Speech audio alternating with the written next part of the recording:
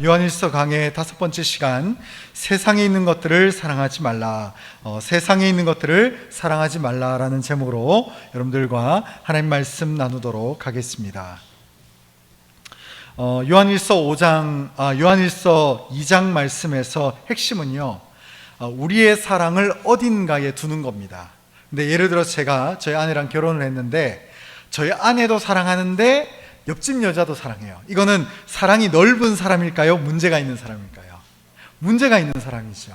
왜냐하면 우리의 사랑, 우리의 관계, 우리의 마음 중심이 바른 곳을 향해 있어야 할 때에만 우리의 사랑이 온전해질 수 있고 우리의 관계가 온전해질 수 있다는 것입니다. 우리가 하나님을 사랑한다는 것은 반대로 세상을 사랑하지 않겠다라고 하는 일종의 선언하고 똑같습니다. 그런 의미에서 본다면 우리가 요한일서 2장 말씀을 통해서 어떻게 하면 하나님을 사랑할 수 있을까를, 또 세상을 사랑하지 않는 것과 함께 더 깊이 있고 진중하게 묵상해 볼 수 있는 그런 말씀의 시간이 되기를 주님의 이름으로 소망합니다. 먼저는요, 12절에 이렇게 되어 있습니다. 자녀들아, 내가 너희에게 쓰는 것은 너희 죄가 그의 이름으로 말미암아 사함을 받았음이요, 이렇게 되어 있습니다. 그래서 이 요한일서를 쓰는 지필 목적을 특별히 여기서 다시 한번 언급하고 있습니다. 사도 요한이 왜 내가 이 요한일서를 지금 쓰고 있는가, 이 편지를 받는 대상들이 어떤 영적인 자세이고 이들에게 어떤 권면을 해주려고 하는가를 우리가 함께 살펴볼 수 있는데, 첫 번째가 내가 이 말이 통할 수 있는 이유 자체는 너희가 하나님 안에서 죄사함을 입은 존재라는 거죠. 그러니까 나도 하나님의 은혜를 경험했지만 이 편지를 받는 너희도 하나님의 은혜를 받은 자이기 때문에 내가 소신껏 믿음을 가지고 이 글을 쓴다라고 되어 있는 것입니다. 오늘 오전에 설교를 제가 좀 나눴습니다만은, 사실 오늘 오전 설교 같은 경우에는 교회에서 하면 별로 점수를 못 받습니다. 왜냐하면 적당한 수준의 도덕으로도 천국 갈 수 있다, 이렇게 말해야 교회도 부흥하고 사람들이 옵니다. 그런데 잣대를 높여버리면 사람들이 불편해해요.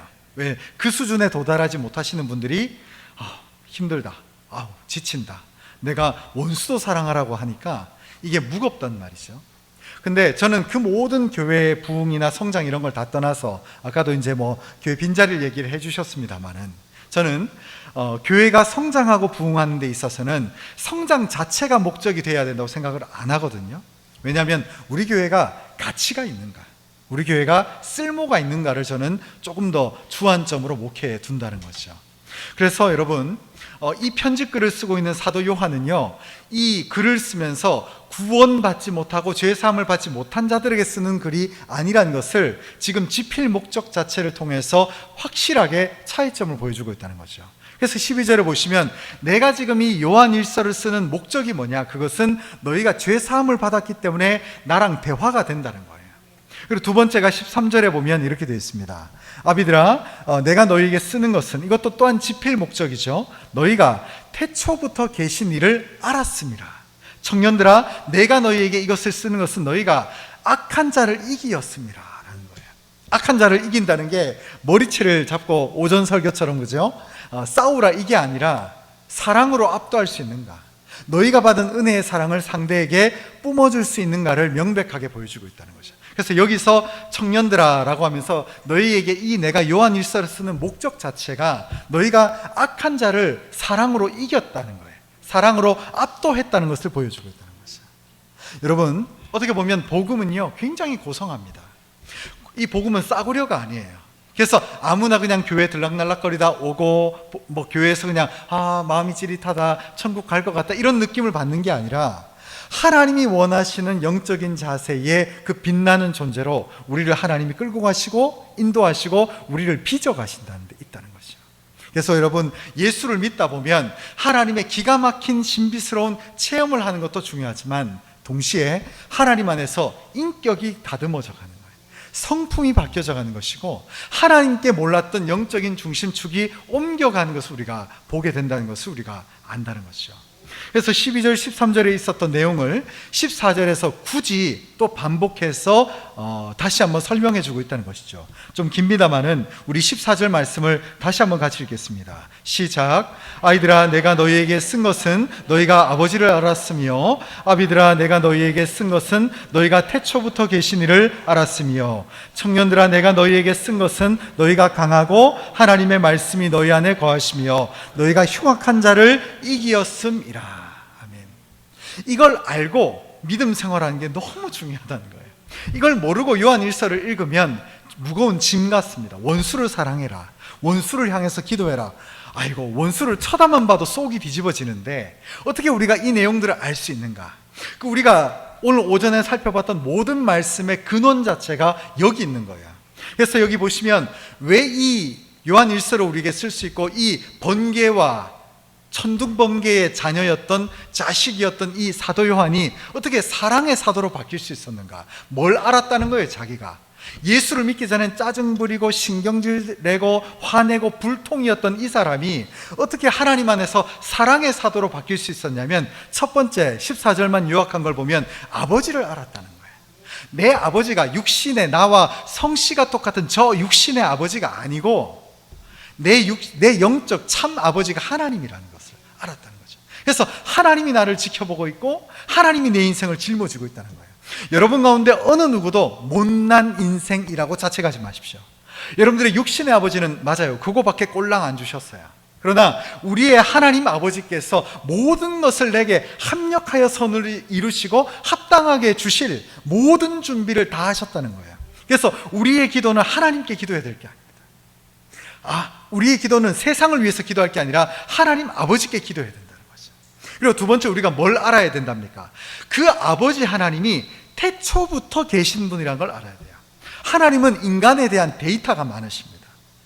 그러므로 우리는 사람들의 시선을 신경 쓰면서 신앙생활하고 사람의 눈치를 보면서 살 것이 아니라 태초부터 계셔서 영원부터 영원까지 계신 하나님의 눈에 합당한 자가 되어져야 된다 라는 것을 철저하게 보여준다는 거죠. 여러분, 사람들의 눈치를 신경 쓰면 결코 다니엘 같은 인생은 성경에 나올 수가 없습니다. 아니, 자기가 겨우 전쟁 포로 주제에 로마에 가면 로마의 법을 따르라고 바벨론에 갔고 느부갓네살의 포로로 왔으면, 아니 길거리에 나앉으면 포로로 평생 종노릇하다가 맞아 죽을 인생인데 그 다니엘과 세 친구가 왕이 주는 산의 진미를 안 먹는다. 정신 나갔죠. 정신 나갔죠. 죽으려고 작정했죠. 그리고 왕이 세운 비석을 향해서 절 한 번만 하면 돼요. 아무 문제 안 일어납니다. 근데 그놈의, 이런 얘기는 그놈의 젊은 놈들이 버르장머리 없이 왕이 세운 비석 앞에 절을 안 해요. 남들 다 절하고 있는데 이러고 있었단 말이에요. 로터리 한복판에서. 그리고 지나가요. 그러니까 사람들이 속이 뒤집어지는 거죠. 저것들 풀무불에 넣어라. 들어갔죠. 그러나 그들이 바라보는 영적인 안목이 당장 코앞에 있는 느부갓네살 왕 앞에 있는 게 아니고 영원부터 영원까지 계신 하나님을 믿었기 때문에 그 일과 선택이 가능해졌다는 거예요. 여러분, 왜 우리가 소극적 선을 행할까요? 단순히 여러분들이 믿음이 없거나 능력이 없어서가 아니라 한계 속에 스스로 선을 긋고 사람 신경 쓰고 내 인생의 미래에 대해서 미리 당겨서 염려하기 때문에 오는 한계적인 믿음을 가지고 있단 말이죠. 그러나 예수를 믿는 우리는 뭘 믿습니까? 나를 믿는 게 아니에요. 내 통장의 돈을 믿는 게 아니라 태초부터 계신, 영원부터 영원까지 계신 하나님을 믿기 때문에 우리가 선을 행한다는 거죠. 이게 중요한 영적인 시작의 첫 단추라고 말이죠. 여러분, 때로는요, 우리의 신앙이요, 내가 신앙의 연수가 오래돼도 셔츠의 단추를 다시 풀어야 됩니다. 다시 시작부터 올라와야 돼요. 어느 순간 단추가 안 맞는 거예요. 어그러진 거죠. 내가 시작부터 잘못했다. 지금 내 신앙의 중심축이 태초에 계신 아버지의 능력과 그분의 창조주 능력을 알아야 되겠구나. 여러분, 제가 목회자의 길에 들어서면서 가장 먼저 하나님께 스스로 훈련받은 것 중에 하나가, 저는 교회를 오랫동안 다녔고 모태신앙임에도 불구하고 그야말로 모태신앙이었으면 그 이유가 뭐냐면 하나님의 살아계심을 못 믿었어요. 저는 돈을 믿었고요, 사람을 믿었고요. 그래서 사회 속에서의 나를 바라봤어요. 그러니까 신앙이란 게 늘 한계성 속에 있어요. 교회에서는 신앙 좋은 주영이, 교회에서는 신앙 좋은 누군가로 불렸지만 내 스스로의 신앙의 한계점을 스스로 긋고 살아거든요. 근데 하나님을 진짜 만나고 나니까 뭘 경험하냐면 내가 당장 돈이 없어도 하나님의 원리 가운데로 내가 사는구나 라는 것을 철저하게 믿었단 말이죠. 여러분, 하나님의 살아계심을 진짜 믿으셔야 됩니다. 돈이 우리를 살리는 게 아닙니다. 여러분, 곳간에 창고에 있는 곡식이 나를 먹여 살리는 게 아니라 하나님 말씀대로 행하는 나, 그 아는 자가 하나님의 뜻대로 행할 수 있다는 거죠. 만약 이 원리가 처음부터 단추가 이루어지지 않으면 오전에 설교대로 원수를 사랑하라, 오른편 맞았으면 왼판도 돌려대라, 죽을 맛이죠. 나도 자존심 있고 나도 성질 있는데 너희들이 나를 힘들게 해, 이런 감정이 올라온다 그 말이죠. 그러나 태초부터 계신 하나님을 믿고 영원부터 영원까지 계신 하나님을 진실로 믿기 시작한다면 모든 것을 하나님이 갚아주시는 영적 원리에 눈이 떠지는 거죠. 내가 이제 원수를 갚지 않는 거예요. 머리 뿔로 들이받지 않는 거예요. 왜요? 하나님이 갚아주실 건 믿거든요. 왜 못 기다립니까? 인내심이 없어서 그래요. 그래서 성령의 열매 가운데, 그리고 사랑에 대한 정의를 할 때에도 사랑은 언제나 오래 참고 시기하고 질투하지 아니하고, 오직 사랑의 열매는 오래 참음이 들어가는 거죠. 그래서 하나님의 때를 기다리는 거예요. 지금 당장은 더디고, 지금 당장은 우리가 인내력이 떨어지고, 세상의 미디어나 드라마나 뭐가 복수가 마치 경쾌한 통쾌한 무언가가 될 것 같지만 아닙니다. 마음이 지옥이 됩니다. 하나님이 갚으시고 하나님이 책임지시고 하나님이 승리케 하시는 능력을 믿는다는 것이죠. 그래서 뒤에 보십시오. 14절, 청년들은요 젊음을 못 기다립니다. 여러분, 기다리질 못합니다. 그래서 청년들아, 굳이 사도 요한이 꼭 집어서 14절 하반부에 보시면, 청년들아 내가 너희에게 이 요한 일서를 쓴 이유가 뭐냐, 너희가 강하고 하나님의 말씀이 너희 안에 거하시며 너희가 흉악한 자를 이기었습니다. 흉악한 자를 이겼다는 게 창칼로 찔러서 이긴 건가요? 아니죠. 사랑으로 압도했다는 거죠. 오래 참음으로 기다린다는 거죠. 여러분, 이걸 아셔야 돼요. 하나님이 갚으십니다. 정말 조금, 여러분 만약에 지금 참지 못하고 뭔가 원수 갚음이 빠르게 해결되지 않는 것 같아도 아닙니다. 하나님이 반드시 갚으십니다. 106세 정도 사신 할아버지가 우연히 이제 어떤 젊은 친구들이 유튜브를 하나 봐요. 그래서 인터뷰를 하러 갔는데, 어르신 혹시 뭐 마음에 미움이 있거나 살면서 좀 힘들게 한 사람이 있어요? 그러니까 106세 할아버지가 뭐라고 얘기를 하냐면, 얘들아 다 죽었어. 다 죽었어. 다 죽었어. 나만 살았어, 나만. 이 얘기를 하는 거예요. 여러분, 하나님이 그렇게 읽고 가십니다. 복수를 위해서 살지 마십시오. 칼을 갈지 마십시오. 다 죽습니다. 다 데리고 갑니다. 어느 순간 나 힘들게 하던 걔가 어디 갔어? 그 할아버지가 그래, 다 죽었어. 어디 간지 몰라. 다 죽었어. 얼마 전에 백일섭씨인가요? 뭐 토크쇼에 나와가지고 이제 박명수라는 개그맨이 이제 좀 이게 당황스러운 질문을 하잖아요. 그래서 질문을 하는 거예요. 솔직히 얘기해 보세요. 연예계 생활 한 40년, 50년 하시면서 사귀었던 연예인 좀 이렇게 얘기 알려달라고 그러니까 백일섭 씨도 똑같은 얘기를 하더라고요. 다 죽었어. 다 죽었어. 다 죽습니다. 여러분, 당장은 힘들고 당장은 원망스럽고, 그죠? 당장은 미움 속에 있어도요, 하나님의 때에 정말 살려두는 자는 다른 은총을 받습니다.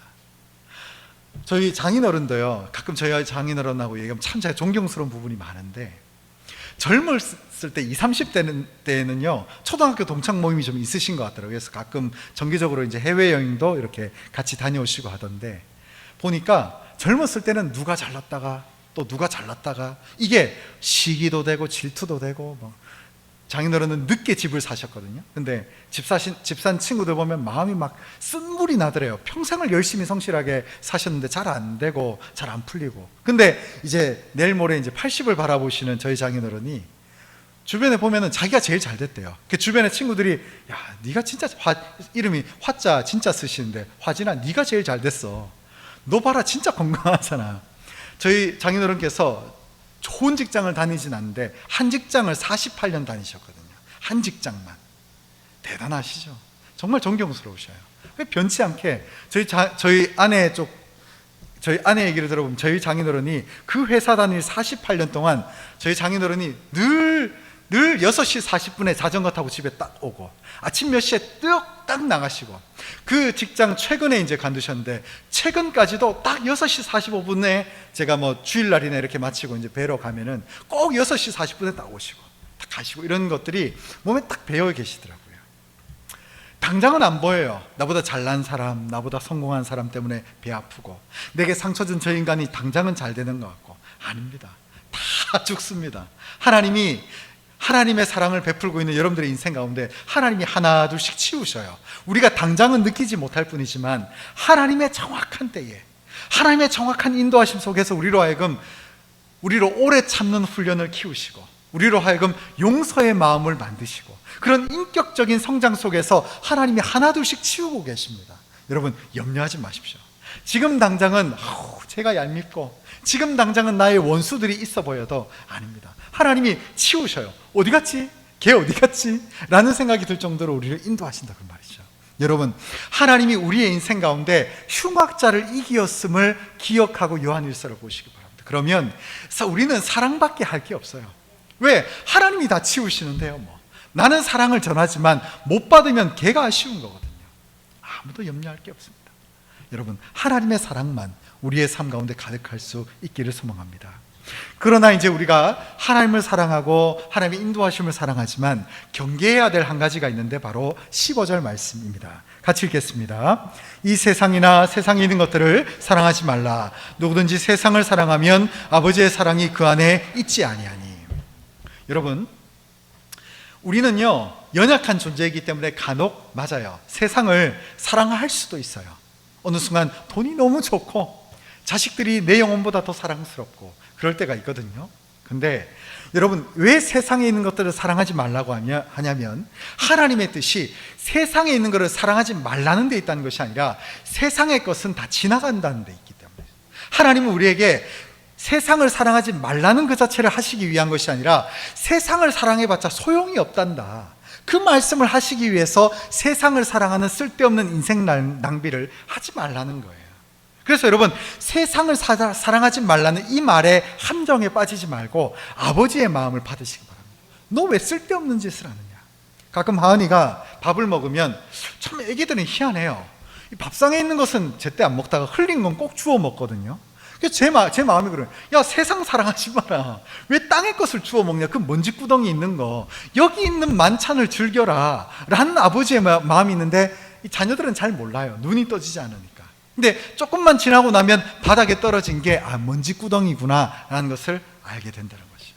여러분 부모가 주는 반찬 그 어미가 차려주는 이 반찬의 아름다움을 자식이 스스로 깨닫기까지는 참 많은 시간이 필요한 것 같습니다. 그래서 뭐라고 합니까? 요한 사도가 쓴 또 다른 성경인 요한복음 15장 19절에 보면 이렇게 되어 있습니다. 너희가 세상에 속하였으면 세상이 자기의 것을 사랑할 것이나 너희는 세상에 속한 자가 아니요 도리어 내가 너희를 세상에서 택하였기 때문에 세상이 너희를 미워하느니라. 여러분 세상 사랑하지 마십시오. 왜냐하면 세상에 있는 것들은 여러분들을 미워하도록 제작되어 있습니다. 그리고 우리는 하늘에 속한 자이기 때문에 하늘의 것을 지향할 수밖에 없어요. 그래서 그 과정 속에서 우리는 세상에 속하지 않았기 때문에 세상의 것들을 너무 연모하지 않기를 하나님이 사랑의 목소리로 우리에게 말해주고 있다는 것이죠. 여러분 세상의 것은 다 지나갑니다. 여러분 연세 드신 분들 가끔 보면 여기 계신 분들은 처절하게 느끼겠습니다만은 도억만금이 좋으셔요? 아니면은 신체 건강하고 하나도 안 아픈 게 좋아요? 안 아픈 게 좋아요. 왜냐면 하고 싶은 걸 할 수 있거든요. 근데 아프면 수십억 있어도 소용이 없어요. 너무 아파요. 너무 아파. 계단 가면 무릎에서 시큰시큰거리죠. 허리 아프죠. 의자에 앉아도 허리가 구부정하죠. 차라리 몸이 나았으면 좋겠어요. 제가 그 마음을 알겠더라고요. 그 어르신들 얘기를 들어보면 여러분 이게요 여러분 돈이 전부인 것 같지만 아닙니다. 하나님이 우리에게 올바른 것을 주십니다.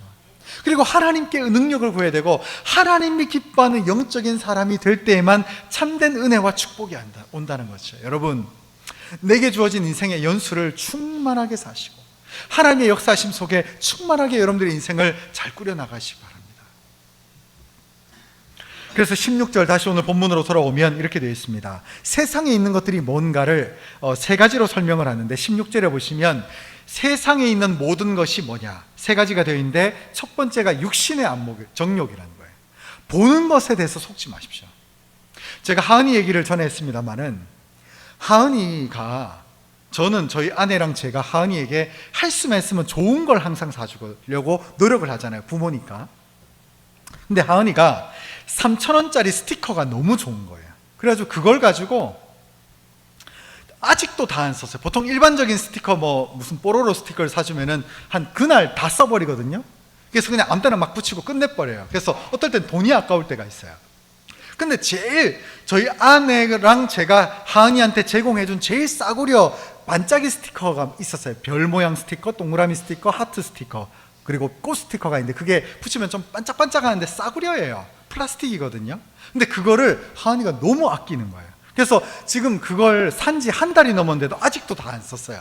얘가 아끼고 있어요.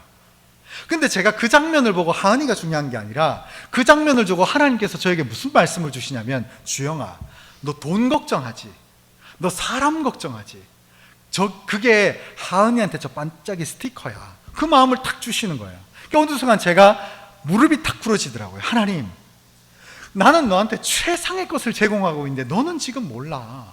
너는 지금 헛된 걸 구하고 있어. 하은이가 너한테 만약에 100만 원 달라고 하면 너 주겠니? 줄 수는 있겠지만 그게 하은이 영혼에 도움이 안 되잖아. 그러니까 하나님께서 제게 주신 마음이 뭐냐면, 나는 너에게 지금 너의 상태에서 최선의 것, 제일 좋은 것, 가장 합당한 것을 주고 있는데 너 지금 뭘 욕망하고 있는 거니? 내 말을 따라오라, 나를 쫓아오렴. 그 말씀을 주시는 거예요. 그러면서 지난 수요일날 제가 예배 전에 치킨이 먹고 싶었는데 아니나 다를까 은퇴미 권사님이 예배 시간에 각지 먹자고 치킨을 사오신 거예요. 제가 느끼는 감회가 뭘까요? 하나님이 다 보시는구나 라는 것을, 그 치킨 쪼가리 몇 개가 중요한 게 아니라 하나님께서 제 마음 가운데 너 보고 있다니까, 너 알고 있다니까.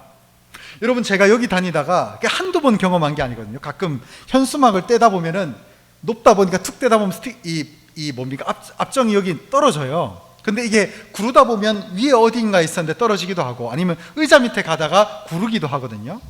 제가 여기서 여태까지 5년 동안 여기 있으면서 우리 교회에서 뭘 경험했냐면, 발가락이 이렇게 있잖아요. 우연히 새벽에 그냥 이렇게 스피커 키로 가다가 앞정이 이렇게 올라온 적이 있어요. 그게 벌써 3번째예요. 그걸 제가 경험하면서 한 번도 찔린 적이 없어요. 그 과정 속에서 제가 느끼는 철저한 하나님의 인도하심을 보는 거죠. 단순히 앞정에 그 찔리고 안 찔리고가 중요한 게 아니라 제가 하나님에 대한 불신과 하나님의 역사에 대해서 자신감이 없을 때마다 그걸 경험케 해주시는 거예요. 주영아, 너 힘들지? 근데 너 미리 염려 당겨서 하지 말라니까. 너가 앞으로, 저는 여태까지 교회 사역을 하면서 늘 어떻게 보면 낙원교회랑 비교해보면 큰 교회만 다녔어요. 본의 아니게. 일단 부목사를 쓴다는 것 자체가, 부목사한테 사택을 제공하는 교회 자체가 크긴 크겠죠. 근데 그때 해오던 관습을 가지고 낙원교회 오니까 이 힘든 게 한두 가지가 아니었어요. 초반에는 제 정신적으로 일이 힘든 게 아니라. 근데 어느 순간 그 모든 과정들을 경험할 때마다 제게 주신 하나님의 역사가, 너의 그릇에 지금 합당하게 가고 있어 주영아. 네가 어떻게 하지 마라. 네가 어떻게 염려하지 말고 네가 오지 않을 미래에 대해서 당겨서 그 염려하지 말라니까. 그런 말씀을 앞정을 통해서, 그리고 음식들을 통해서 기가 막히게 오는 거예요. 이게 너무 소름 돋는 거예요. 아, 내가 돈이 많은 것도 아니고 내가 부요함 속에 사는 것도 아닌데 하나님이 다 보고 계시는구나. 그래서 여러분, 오늘 이 요한일서를 쓴 이 사도 요한이 이 요한일서를 받는 사람들에게 뭘 얘기합니까? 너희는 알아라. 태초에 하나님을 알아라. 천지를 지으신 하나님께서 너희의 인생을 철저하게 지키시고 있음을 믿어라. 여러분, 저도 기왕이면 한 몇 억씩 가지고 있고 싶어요. 저도 사람이거든요. 근데 하나님은 그걸 막으셔요. 왜? 제가 변질될 수 있다는 걸 아시거든요. 그래서 안 주셔요.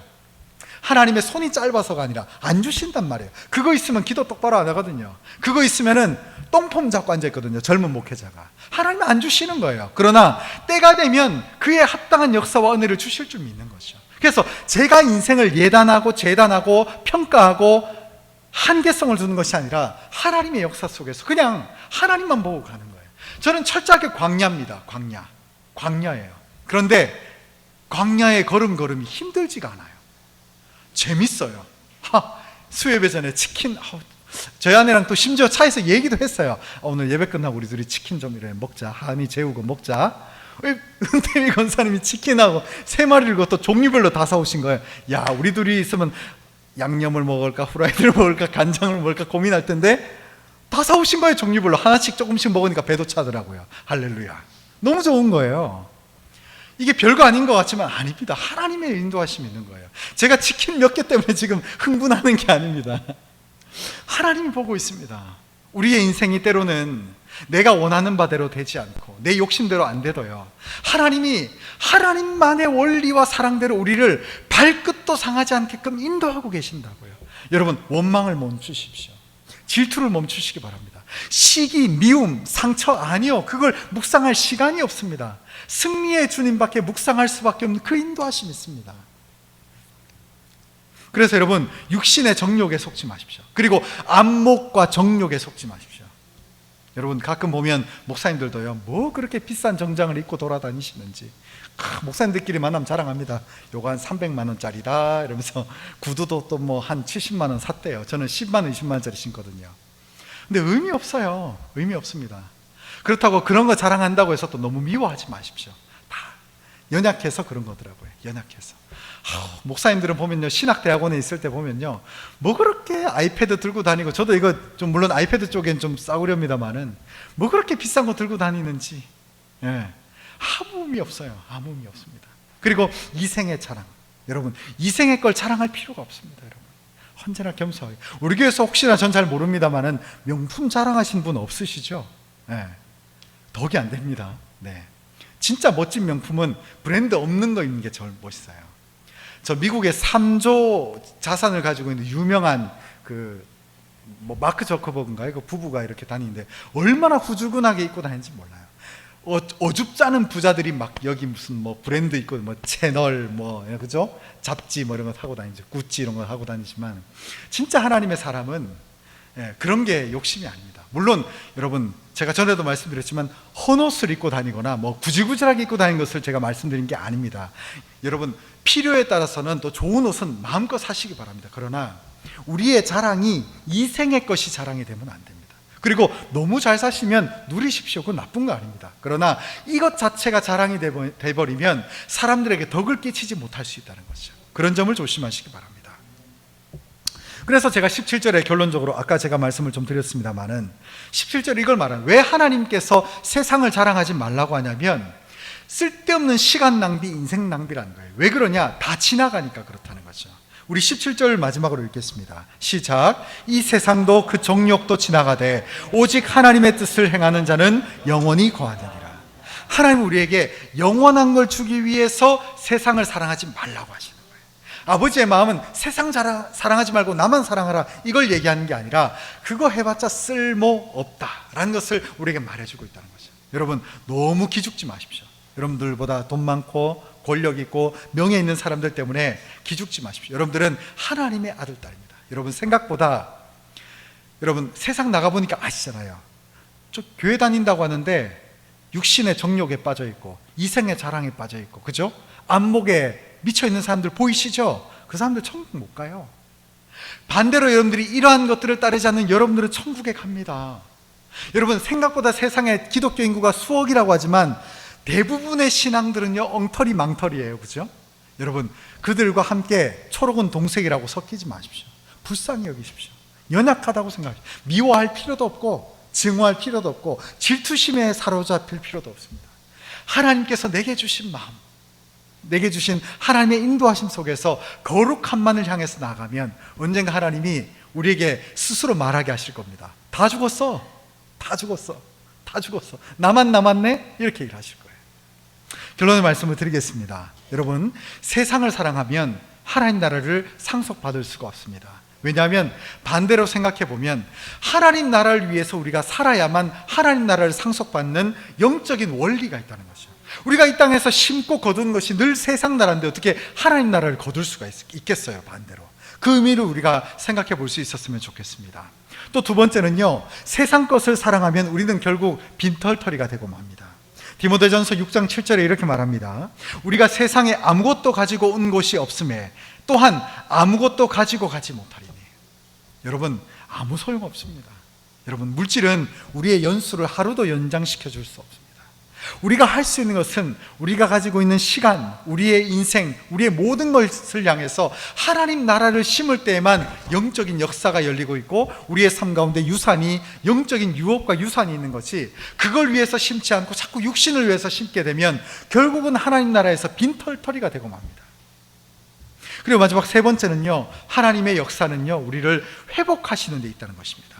제가 이사야서 57장 15절 말씀을 읽겠습니다. 지극히 존귀하며 영원히 거하시며 거룩하다 이름하는 이가 이와 같이 말씀하시되, 내가 높고 거룩한 곳에 있으며 또한 통회하고 마음이 겸손한 자와 함께 있나니, 이는 겸손한 자의 영을 소생시키며 통회하는 자의 마음을 소생시키려 함이라. 여러분, 예수 믿는 것은요, 가난하게 사는 게 아닙니다. 많은 분들이 오해해요. 예수 믿는 것은 십자가의 길입니다. 예수 믿는 것은 가난의 길입니다. 아닙니다. 가장 부요하고 가장 은혜롭고 가장 가슴 떨리고 가장 설레이는 길입니다. 저는 이 길이 의미가 이제야 알겠더라고요. 이제. 사실 담임 목회하기 전까지는 잘 몰랐어요.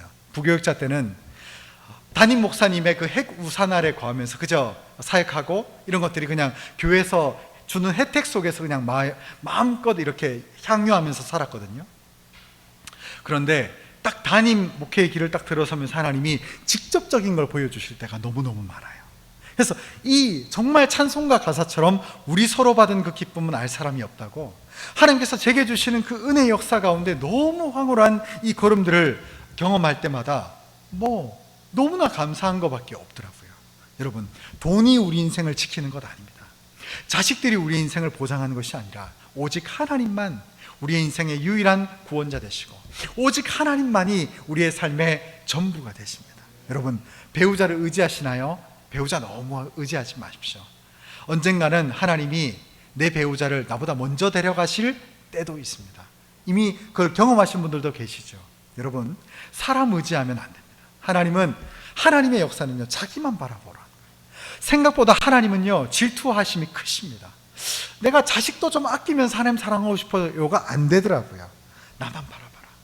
너무 배우자 의지하지 마십시오. 가끔 교회에서 장례 치르면 배우자를 잃었을 때에 분들이 좀 까무러치시거나 슬픔이 너무 심하면 차라리 빵 우는 게 나을 때가 있어요. 근데 이게 너무 심하면 홀로 잠시 웃으면서 계시다가 갑자기 하나님이 데려가시는 경우가 있더라고요. 너무 안타깝더라고요. 여러분, 물론 그 아픔과 슬픔을 어떤 것도 바꿀 수가 없겠으나 우리가 기억해야 될 것은 하나님만이 1번에 두는 삶이어야 합니다. 그래서 여러분, 때로는 우리의 삶에 우리 주변 것들을 한번 보십시오. 저도 정말 40대 되기 전까지만 해도 친구, 의리 이런 거 너무 따졌거든요. 항상 친구들 막 거느리고 다니는 거 좋아하고 막 이랬거든요. 저도 교회를 맡으면 항상 청년부를 꼭 달라고 제가 얘기를 할 정도로, 그 정도로 의리, 사람 이런 걸 너무 따졌어요. 근데 시간이 지나니까 막연했던 그런 관계들은 다 정리가 되고요, 딱 나이가 들면 들수록 직계가족이 얼마나 소중한지요, 내게 있는 내 부모님, 내 가족, 내 남편, 내 아내, 내 자식들이 얼마나 소중한지를 하나 둘씩 깨달아지더라고요. 참 그렇더라고요. 여러분, 하나님이 우리를 바른 길로 가게 하십니다. 하나님이 우리를 진실을 보여주게 하십니다. 그 진실 앞에 눈을 뜨시고, 그 진실 앞에서 내게 가장 소중한 것들이 어떤 것에 있는가를 명확하게 보면서 하나님만을 1번으로 삼으시기 바랍니다. 그 앞에서는 내 눈에 넣어도 아프지 않은 내 자녀들, 내가 목숨과도 바꿀 수 없는 내 재산들, 내 목숨과도 바꿀 수 없는 내 부모님과 내 배우자까지도 2번으로 내려야 됩니다. 그게 믿음입니다. 그 믿음의 자세가 이루어질 때에 우리의 삶은요, 바른 길을 정조준할 수 있게 된다는 것이죠. 이 사실 속에 우리가 거할 수 있는 모든 심령이 되시기를 주님의 이름으로 소망합니다. 기도하겠습니다.